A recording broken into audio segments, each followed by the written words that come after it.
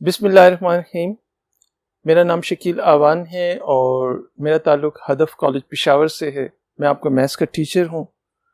आज हम शुरू कर रहे हैं एक बहुत इम्पॉर्टेंट काम। एक्सरसाइज 4.5 हमने शुरू करनी है, लेकिन उससे पहले हम एक बादशाह को ले लेते हैं कि उसने क्या किया था। एक बादशाह था, पुराने ज़मानों में एक बादशाह था और वो एक चेस समझते हैं ना, चेस किसे कहते हैं? शतरंज का बहुत माहिर था, इंतहाई इतना एक्सपर्ट था कि उससे कोई जीत नहीं सकता था। अब उस ज़माने में कोई ना तो केबल होती थी, ना कोरोना होता था, ना इस किस्म की कोई चीज़ें होती थी, मतलब कोई गेम नहीं, ना ही पबजी थी, तो कोई चीज़ नहीं। तो ये उसकी फेवरेट गेम थी चेस। तो वो खेल खेल के उकता गया कि जिसके साथ भी खेलता था उसे ये हरा देता था। तो उसने ऐलान कर दिया, उस बादशाह की एक बेटी भी थी, तो उसने ऐलान कर दिया है कि जो भी अगर मुझसे चेस जीतेगा, यानी शतरंज का मुकाबला जीतेगा, तो उसे मुंह मांगा इनाम दिया जाएगा, वो जो चाहे मांग से। तो हजारों लोग आए, बहुत सारों ने, बहुत इसके जो एक्सपर्ट्स थे वो आए, लेकिन बादशाह इतना माहिर था कि वो सबको हरा देता था। अब एक दिन क्या हुआ कि एक देहाती आया। देहाती इस सेंस में मैं कह रहा हूँ कि उसने कंधे पे चादर डाली हुई थी और आया और दरबान को कहा कि मैं बादशाह के साथ खेलना चाहता हूँ। तो उसने उसे हकारत की नज़र से देखा। बहरहाल वो उसे बादशाह के पास ले गया। बादशाह ने भी उसे देखा कि ये क्या आ गया है। बहरहाल उसने, चूंकि इतनी दूर से वो आया था, तो उसने कहा चलो खेल ही ले। तो वो खेला और उसने बादशाह को हरा दिया। अब बादशाह हक्का बक्का कभी अपने आप को देखता है, कभी उसको देखता है कि ये क्या हो गया। तो उसने कहा कि मांगो क्या मांगते हो। तो उसने कहा बादशाह सलामत रहने दे। अब बादशाह कहते नहीं तुम्हें मांगना पड़े। वो कहते बादशाह सलामत रहने दे। दूसरी दफा भी जब कहा तो बादशाह को तब चढ़ गई कि मैं बादशाह हूँ और मैं ऐसे ऑफर कर रहा हूँ और ये इनकार कर रहे। तो आखिर नहीं तुम्हें जरूर मांगना पड़ेगा जो तुम मांगना चाहते हो। तो उसने कहा अगर बहुत ज़रूरी है तो चलें।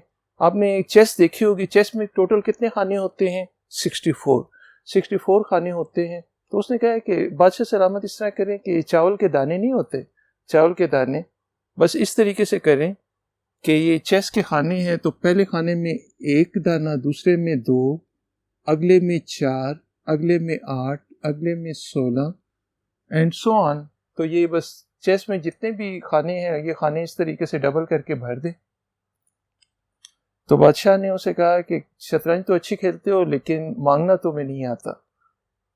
तो उसने अपने मुनीम जी को, अपने मुंशी को बुलाया और कहा कि ये जो मांग रहा है उसको दे दो। तो वो आया। अब उस मुंशी ने जब कैलकुलेशन की तो ये इतना ज्यादा चावल बनता था कि कई सालों में उस मुल्क में पैदा ही नहीं हुआ था।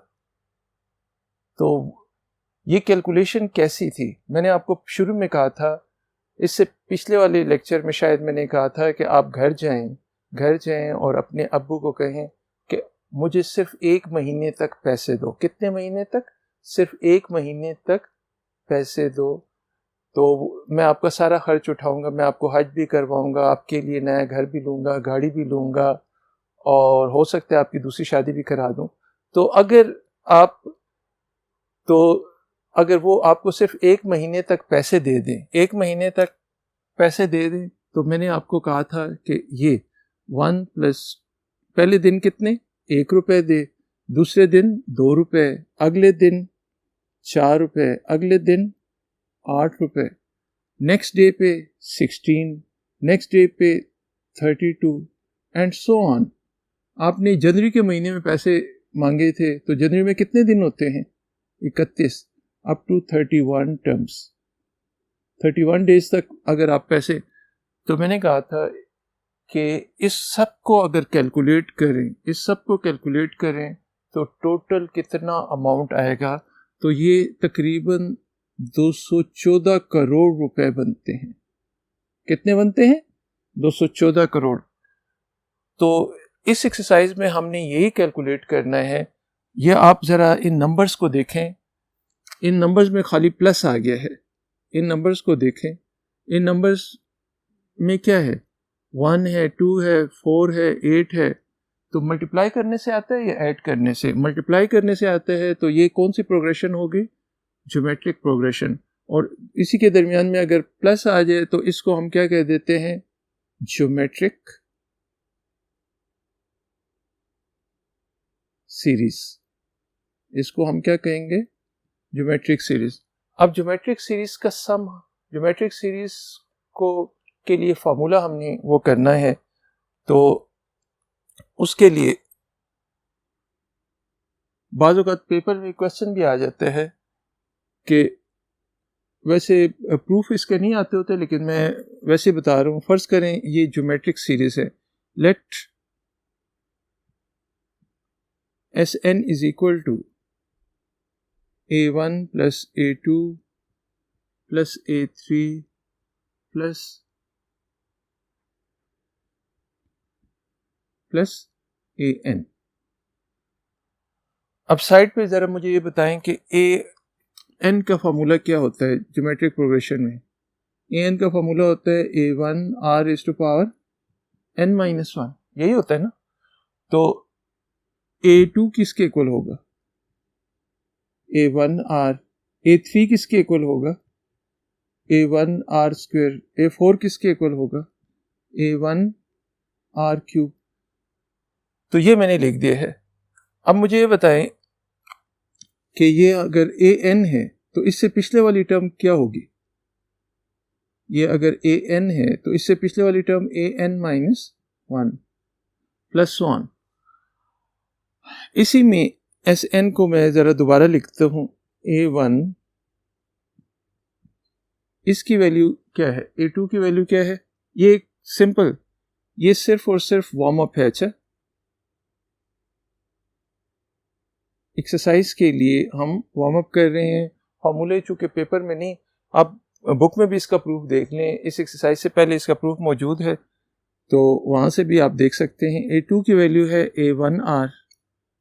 A3 की वैल्यू है A1 r² प्लस 1। और AN की वैल्यू क्या है? A1 r⁻n - 1। इससे पिछले वाली टर्म क्या होगी?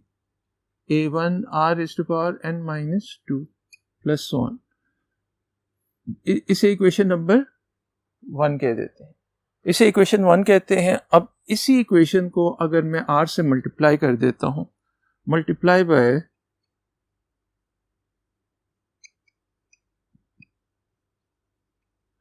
r ऑन बोथ साइड, अगर r से मल्टीप्लाई कर दें तो ये क्या आ जाएगा? r into Sn is equal to A1 r plus A1 r² A1 r³ plus 1। इसको अगर आप देखें, इसको अगर r से मल्टीप्लाई करूंगा तो ये हमारे पास क्या हो जाएगा? A1 r⁻n - 1 आ जाएगा। और इसको r से मल्टीप्लाई करूंगा तो A1 r⁻n हो जाएगा। इसको इक्वेशन नंबर 2 कर देते हैं। ये इक्वेशन नंबर 1 आ गई। ये इक्वेशन नंबर 2। एक फार्मूले का प्रूफ करवा रहा हूँ। आपने बुक, मैंने क्या कहा है कि बुक में भी इस एक्सरसाइज से पहले देख लें, इसका प्रूफ मौजूद है। अब इन दोनों इक्वेशंस को मैं सब्ट्रैक्ट करता हूँ। आपने प्रूफ पेपर के लिए बेशक तैयार ना करें, पेपर में हमारे पेशावर बोर्ड में आमतौर पे वो देते ही नहीं हैं। मतलब पिछले 20-25 साल 30 साल के लिहाज से मैं बता रहा हूँ कि कभी प्रूफ नहीं आता, उसके बस रिजल्ट्स याद रखने हैं आपने। तो इन दोनों इक्वेशंस को सब्ट्रैक्ट कर दें। इक्वेशन 1 माइनस इक्वेशन 2 गिव्स, या सब्ट्रैक्टिंग इक्वेशन 2 फ्रॉम इक्वेशन 1, आप इन वर्ड्स लिख दें, वो ज़्यादा बेहतर है। तो इसमें से इसको माइनस करें, इसको माइनस करें तो Sn minus r Sn is equal to, अब ज़रा देखते जाए। अच्छा, जब मैं माइनस करता हूँ तो माइनस में क्या हो? रेड कलर से मैं इसको कट करूँगा। इसमें से इसको माइनस करो तो ये वाली टर्म तो इसके साथ कैंसिल होगी।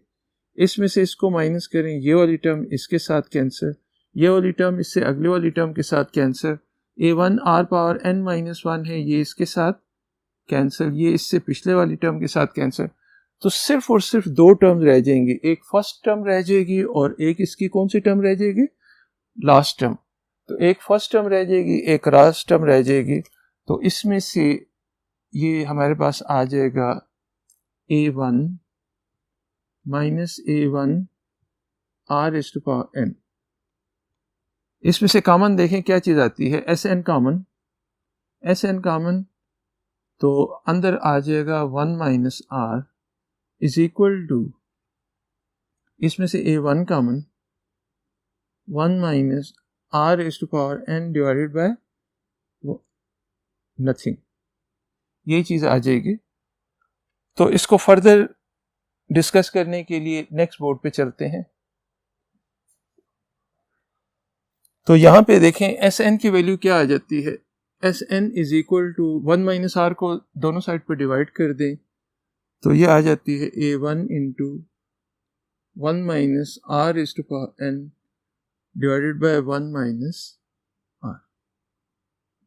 Sn का फॉर्मूला हमारे पास ये हो जाता है, sum of n terms of geometric series. तो ज्योमेट्रिक सीरीज का हमारे पास ये फार्मूला है, इसकी और मुख्तलिफ फॉर्म्स बन सकती हैं, वो मैं आपसे डिस्कस करूँ, लेकिन बेसिकली ये फार्मूला आपको याद होना चाहिए। अब बाज़ बुक्स में ये फार्मूला इस तरीके से भी लिखा जाता है, मैं इधर खाली बता देता हूँ कि फार्मूला अगर इस तरह लिखा जाए, Sn को आप इस तरह भी लिख सकते हो, A1 इंटू, ऊपर से भी माइनस कॉमन ले लें, नीचे से भी माइनस कॉमन ले। माइनस कॉमन लेने से क्या होते हैं, इन दोनों के साइन चेंज हो जाते हैं। तो -1 में कॉमन लेता हूं तो इधर क्या आ जाएगा, -1 plus r is to power n। नीचे से भी -1 कॉमन लेता हूं तो ये -1 प्लस r हो जाएगा। अब -1 के साथ कैंसिल, तो Sn का नया फार्मूला बन जाएगा, है वही फार्मूला लेकिन उसकी शेप चेंज हो गई, r power n -1 over r -1।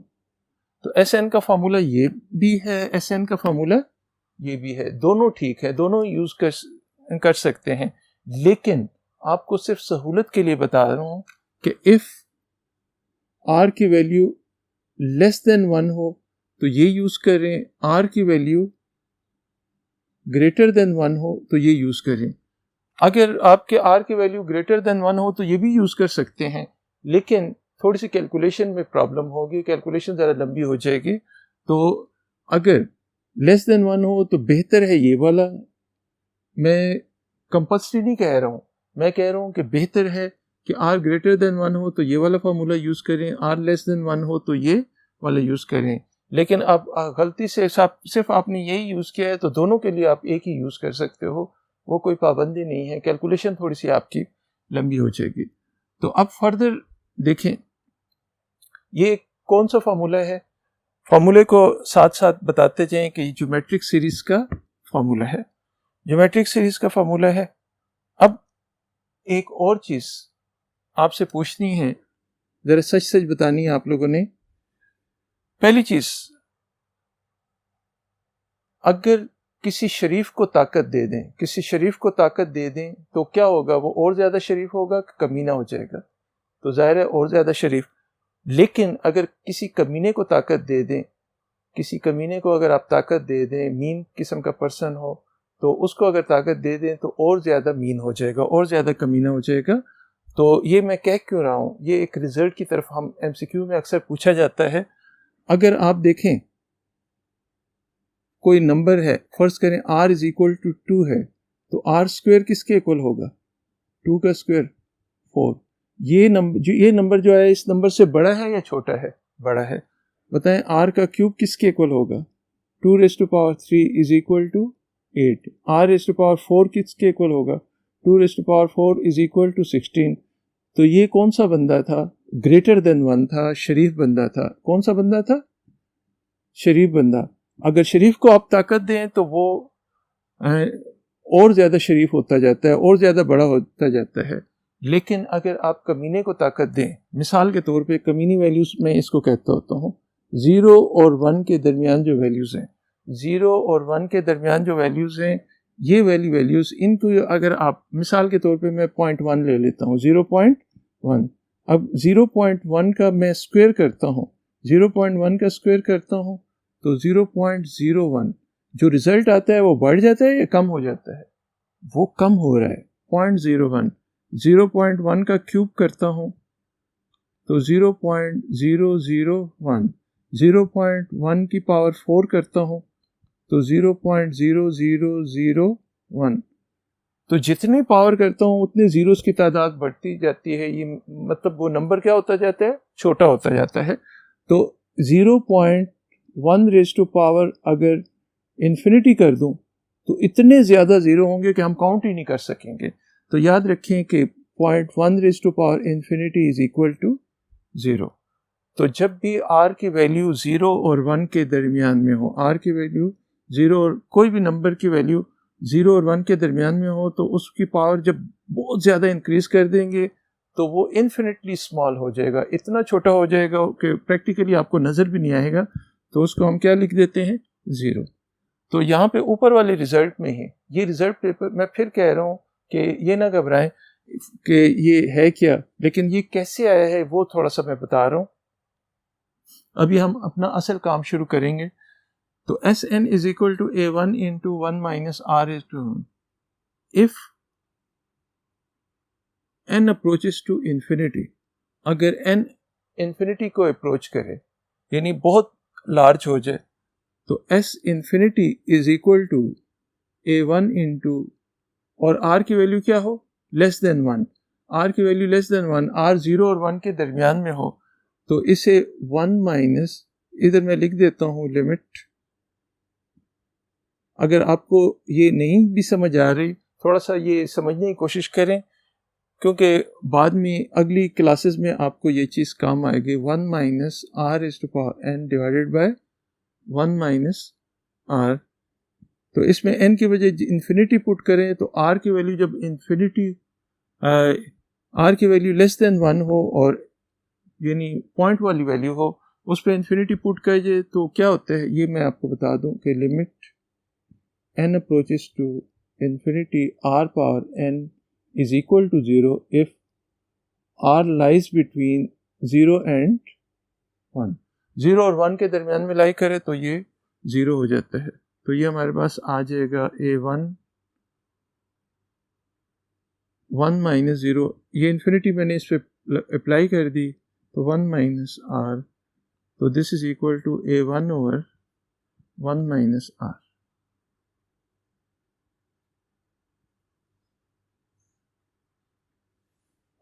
ये है ज्योमेट्रिक सीरीज।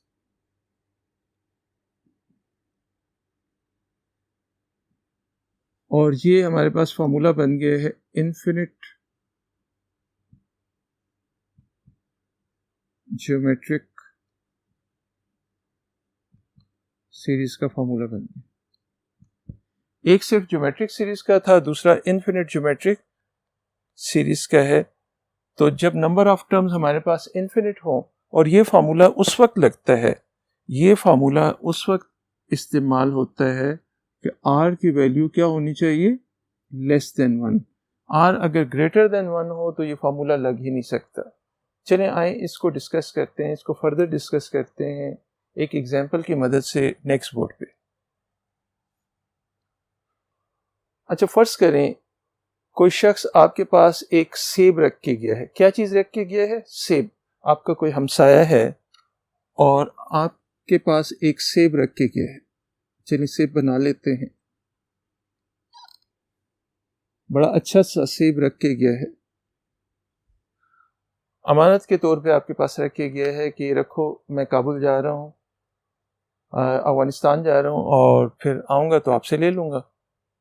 तो आपके पास रख गया है। अब आपको एक बुरी आदत है। बुरी आदत यह है कि आप हर चीज़ का आधा कर देते हैं। हर चीज़ को क्या कर देते हैं? हाफ कर देते हैं। तो आपने क्या किया? ये सब एप्पल को देखा, आपके पास एक तलवार थी, मेरा सुल्तान वाली तलवार। तो आपने क्या किया? उससे इस एप्पल के 2 टुकड़े कर दिए। इस एप्पल के 2 टुकड़े कर दिए। अब सेब कितना रह गया? इतना। इसके 2 हिस्से हो गए। आप आधा हिस्से को दूसरी साइड पे रखते जा रहे हैं, ये आधा रह गया। फिर आपने इस आधे का क्या किया, आधा, फिर आधे का क्या किया, आधा, और इसी तरीके से इसके टुकड़े करते करते इधर रखते जा रहे हैं। तो ज़रा सेब को ज़रा देखें, सेब को हम क्या किए हैं, सेब को पहले हमने आधा किया, फिर हमने क्या किया, आधे का आधा किया। आधे का आधा क्या होता है, 1/4। फिर उस आधे का आधा किया है 1/8, फिर 1/16, फिर 1/32 प्लस इन्फिनिट नंबर ऑफ, बताएं इसके कितने टुकड़े होंगे, इसके हजारों, लाखों, करोड़ों, अरबों। मतलब आप जो चूंकि हर आधे को हम आधा कर सकते हैं, इलेक्ट्रॉन जितना भी हो ना मैथमेटिकली हम उसको भी आधा कर सकते हैं। तो ये हमारे पास इन्फिनिट नंबर ऑफ पीसेस हैं। किस चीज को हमने तोड़ा था, मैं अक्सर स्टूडेंट से पूछता हूँ किसको हमने तोड़ा था, तो हमने सेब को तोड़ा था। सेब को तोड़ा है तो सेब के इन्फिनिट नंबर ऑफ पीसेस बन गए हैं। तो अच्छा, ऊपर वाली जो सीरीज है इसको देखें, ये मल्टीप्लाई करने से आती है या ऐड करने से, जी हाँ, मल्टीप्लाई करके 1/2 को 1/2 से मल्टीप्लाई करें तो 1/4, 1/4 को 1/2 से मल्टीप्लाई करें 1/8, फिर 1/8 को 1/2 से मल्टीप्लाई करें तो 1/16, दरमियान में प्लस का साइन है और मल्टीप्लाई करने से आते हैं। तो इसको हम कहते हैं ज्योमेट्रिक सीरीज। ये कौन सी सीरीज है, ज्योमेट्रिक, लेकिन नंबर ऑफ टर्म्स इसमें चूंकि इन्फिनिट है तो इन्फिनिट ज्योमेट्रिक सीरीज आप कह सकते हैं। ये इन्फिनिट ज्योमेट्रिक सीरीज है। अब इन्फिनिट ज्योमेट्रिक सीरीज में हम क्या करते हैं, इसको हमने इसके टुकड़े करके एक साइड पे हमने रख दिए हैं। अब रख दिए हैं, कुछ अरसे के बाद वो बंदा जो बड़े गुस्से वाला है और अफगानिस्तान से वापस आ जाता है और आपके घर को नॉक करता है और कहता है कि मेरा सेब वापस करो। अब आप तो घबरा जाएंगे, तो लेकिन आप मैथमेटिशियन हैं, आपने जल्दी से क्या किया कि तमाम टुकड़े इकट्ठे किए, फेविकॉल वगैरह या किसी उस एल्फी वगैरह लगा के उन सब टुकड़ों को जब हम ऐड करेंगे, मिलाएंगे, तो दोबारा क्या चीज़ बननी चाहिए, ये किस चीज़ के टुकड़े थे, ये सेब के टुकड़े थे। तो इनके टुकड़े करके जब हम करेंगे तो दोबारा क्या मिलना चाहिए, एप्पल। तो आए इस सेब को दोबारा जोड़ते हैं। तो अभी हमने थोड़ी देर पहले इन्फिनिट ज्योमेट्रिक सीरीज का एक फार्मूला बिल्कुल मार्केट में नया आया है। तो ये इन्फिनिट ज्योमेट्रिक सीरीज का फार्मूला क्या होता है, इसके नीचे हमारे पास S infinity is equal to, क्या फार्मूला है, A1/1 - R। आप जरा डेटा इसका मुझे बताएं, फर्स्ट टर्म कौन सी है, A1 क्या है, 1/2, A2 क्या है, 1/4, R क्या है, R is equal to A2 divided by A1 होता है। तो R की वैल्यू हमारे पास 1/4 divided by 1/2 is equal to 1/4 multiply by 2/1। तो कितनी आ जाएगी, R की वैल्यू 1/2 आ जाएगी। तो इसमें पुट कर दें, S infinity is equal to 1/2 divided by 1 - 1/2। एक में से आधा गया तो कितना रह गया, एक में से हाफ गया, इसका एलसीएम बेशक ले लें, 2 - 1, तो 1/2 डिवाइडेड बाय 1/2। तो 1/2 1/2 के साथ कैंसिल, तो क्या आ गया, ये पूरा का पूरा सम जो है इन्फिनिट पीसेस का जो सम है वो क्या आ गया, 1। तो 1 क्या चीज, 1 क्या चीज, एप्पल। हमने किस चीज को तोड़ा था, एप्पल को। तो दोबारा मैथमेटिकली जब हमने जोड़ा है तो दोबारा क्या चीज़ आ गई, 1। पहले हमने सेब के टुकड़े किए, फिर उन टुकड़ों को इस फार्मूले की मदद से जोड़ा, तो दोबारा हमारे पास क्या आ गया है, एप्पल। किसी भूखे से किसी ने पूछा कि 2 + 2 क्या होता है, तो कहते हैं 4 रोटियां। तो बिल्कुल यहाँ पे वहाँ पे उसका इंटरेस्ट रोटियों में था, यहाँ पे हमारा इंटरेस्ट किस में है, एप्पल में। तो एस इन्फिनिटी हमारे पास 1 एप्पल आ गया है। तो ये फार्मूला कब यूज़ होता है, अब आपको बता दूं, दोबारा से बता दूं कि हम एक्सरसाइज फॉर्मूली स्टार्ट करते हैं। एक्सरसाइज में अभी तक हमने 2 फार्मूले किए हैं। एक फार्मूला हमारे पास ये है, SN का है, इन्फिनिट ज्योमेट्रिक सीरीज का नहीं बल्कि ज्योमेट्रिक सीरीज का, A1 × 1 - R⁻n/1 - R। ये दोनों केसेस में r ग्रेटर देन 1 हो या r लेस देन 1 हो, दोनों में r इक्वल टू 1 पे इस्तेमाल नहीं होता। और दूसरा फार्मूला हमारे पास s infinity is equal to a1 over 1 minus r। ये फार्मूला सिर्फ उस वक्त होता है कि r की वैल्यू क्या हो, लेस देन 1। r की वैल्यू लेस देन 1 हो तो ये फार्मूला यूज होता है, अदरवाइज ये वाला, अगर नंबर ऑफ टर्म्स फाइनाइट हो तो ये वाला फार्मूला यूज होता है। तो आए एक्सरसाइज स्टार्ट करने के लिए बोर्ड नंबर 1 पे जाते हैं। क्वेश्चन नंबर 1 हमारे पास ये है। क्वेश्चन नंबर 1 का पार्ट नंबर 1 है 3 + 6 + 12 up to 3 × 2 raise to power n। तो इसको दो तरीकों से किया जा सकता है, लेकिन हम जिस तरीके से हमने करना है उसी से करते हैं ताकि ज़्यादा लंबा ना हो। सॉल्यूशन में ज़रा डेटा बताएं मुझे। फर्स्ट टर्म कौन सी है, a1 is equal to 3, a2 की वैल्यू हमारे पास क्या है 6, लास्ट टर्म कौन सी है an is equal to 3 × 2 raise to power 9। n कितना होगा, n आप जुबानी भी गेस कर सकते हो, लेकिन जुबानी मैंने कहा है ना, गेस नहीं करना, आपने पूरे प्रॉपर तरीके से इसको करना है। चूंकि ये हमारे पास ज्योमेट्रिक सीरीज है, an आपको गिवन है, तो ज्योमेट्रिक प्रोग्रेशन में an का फॉर्मूला क्या होता है, an is equal to a1 r raise to power n minus 1। an की वैल्यू लगा दें 3 × ये वाली वैल्यू मैं इधर पुट कर रहा हूँ, 3 × 2 raise to power n is equal to a1 की वैल्यू क्या है 3, r raise to power n,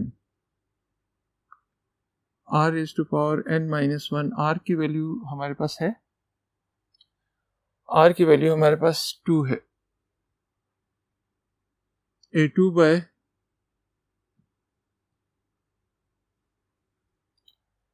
6 by 3 is equal to 2, n minus 1 implies that दोनों साइड पे 3 से डिवाइड कर दें। 3 से डिवाइड करेंगे तो इधर क्या आ जाएगा, 2 raise to power 9 is equal to 2 raise to power n minus 1 implies that n minus 1 is equal to 9 implies that n is equal to 10। तो टोटल नंबर ऑफ टर्म्स कितनी आ गई हैं 10। लेकिन मुझे इसका सम फाइंड करना है। क्या चीज़ फाइंड करनी है, सम फाइंड करनी है। और आप r देखें कि ग्रेटर देन 1 है या लेस देन 1 है। r इज इक्वल टू 2 है, ग्रेटर देन 1 है। तो आप इधर जो फॉर्मूला लगाएंगे Sn, r 1 से बड़ा है या 1 से छोटा है, तो 1 का बड़ा भाई है तो r को पहले आना चाहिए। तो a1 इंटू फॉर्मूला में कुछ इस तरह लिख रहा हूँ, r power n minus 1 over r minus 1। बाद लोगों को ये शुरू में समझ नहीं आती, लेकिन अगर r 1 से छोटा होता तो 1 को इधर लिख देते, r को उधर लिख देते, ऊपर नीचे दोनों की जगह चेंज कर देते, जो फॉर्मूला मैंने लिखवाया था। तो आप इस फॉर्म में भी लिख सकते हो, उस फॉर्म में भी लिख सकते हो। a1 की बजाय a1 की वैल्यू आप दोनों तरीकों से करके देख लें, आंसर सेम आएगा। 3 × r की वैल्यू हमारे पास है 2 raise to power 10 minus 1 divided by 2 minus 1। तो Sn की वैल्यू हमारे पास ये आ जाएगी, देख लें 3 × 2 रेज़ टू पावर 10, 2 पावर 9 किसके इक्वल होता है 512, तो ये आ जाएगा 1024 माइनस 1 डिवाइडेड बाय 2 माइनस 1 1। आपको ये पावर्स आनी चाहिए, 2 power 1, 2 power 2, 2 power 3, 2 power 4 up to 2 power 10। ये जुबानी आपको पता होनी चाहिए, जुबानी पता होना चाहिए कि ये किसके इक्वल होता है 1024। 2 पावर 9 किसके इक्वल होता है 512 एंड सो ऑन। ये जितनी भी 2 की पावर्स है ये जुबानी याद नहीं होंगी तो बड़ा मसला होगा आपको फिर। तो Sn इज इक्वल टू 3 × 1023, तो इसे मल्टीप्लाई कर दें 9603, तो ये इस सीरीज का सम आ गया। आए नेक्स्ट पार्ट के लिए नेक्स्ट बोर्ड पे चलते हैं। क्वेश्चन नंबर 1 का सेकंड पार्ट देखें। क्वेश्चन नंबर 1 का पार्ट नंबर 2 देखें तो 8 + 4 + 2 + so on + 1/16। तो वो आपसे कहते हैं कि इसका सम फाइंड करें। तो बिल्कुल पिछले क्वेश्चन की तरह इसके सॉल्यूशन में देखें, डेटा में बताएं क्या है। A1 किसके इक्वल है 8, A2 किसके इक्वल है 4, R किसके इक्वल होता है A2 divided by A1, A2 bye A1 हमारे पास है तो 4/8 इज इक्वल टू 1/2। R की वैल्यू हमारे पास 1/2 आ गई है। 1/2 लेस देन 1 है greater than 1, less than 1, less than 1 है तो इसका मतलब है R बाद में जाएगा। तो अच्छा, और an की वैल्यू क्या है, an इज इक्वल टू 1/16। तो पहले n पहले फाइंड करते हैं। an is equal to a1 r⁻n-1। इसी में वैल्यूज पुट कर दें। वैल्यूज पुट करेंगे तो इम्प्लाइज दैट an की वैल्यू क्या है 1/16, a1 की वैल्यू है 8 और r की वैल्यू है 1/2 रेज़ टू पावर n-1। 8 इधर मल्टीप्लाई हो रहा है, उधर आकर डिवाइड हो जाएगा। तो 1/16 into 8 is equal to 1/2 raise to power n-1 implies that 1/2 power 4 into 2 power 3 is equal to 1/2 raised to power n-1। कितना आ जाता है 2 raised to power 7। तो implies that 1/2 raised to power 7 को मैं होल पे लिख देता हूँ 1/2 raised to power n-1 implies that n-1 is equal to 7 implies that n is equal to 8। Number of terms कितनी हो गई 8। अब इसका सम फाइंड करना है तो Sn is equal to A1। मेरे पास दो ऑप्शन है, एक तो ऑप्शन ये है Sn is equal to A1 r⁻n-1/r-1, या तो ये फार्मूला लिखो या मैं ये वाला फार्मूला लिखूं। स्टूडेंट इसमें कंफ्यूज रहते हैं 1-r⁻n/1 तो अगर r छोटा है 1 से तो r को बाद में आना चाहिए, r बड़ा है 1 से तो r को पहले आना चाहिए। बड़ों की इज्जत करें।